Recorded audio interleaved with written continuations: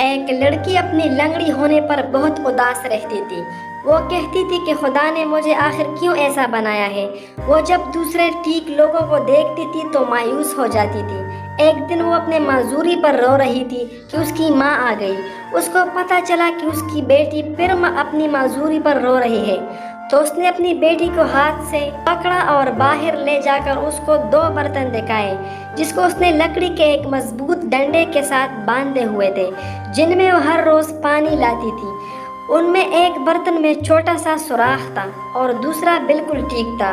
ماں نے بیٹی سے کہا، دیکھو اس برتن کو جس میں سوراخ ہے، جو کہ اس کی خامی نظر آتی ہے، اور اس راستے کو بھی دیکھو جس پر میں روزانہ ان دونوں برتنوں جو لکڑی کے ڈنڈے سے آویزاں ہیں کے ذریعے پانی لاتی ہوں۔ ایک طرف کتنے ہرے پودے اور رنگ برنگے خوبصورت پھول اگے ہوئے ہیں اور دوسرا طرف بنجر ہے۔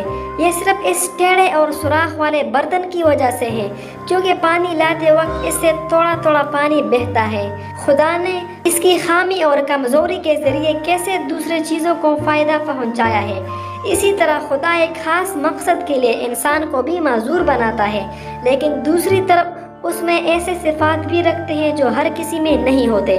اب وہ اس انسان پر منحصر ہوتا ہے کہ وہ اپنی کمزوری اور خامی کو اپنی طاقت بناتی ہے یا بزدلوں کی طرح ہر وقت اپنے حال پر روتا رہتا ہے۔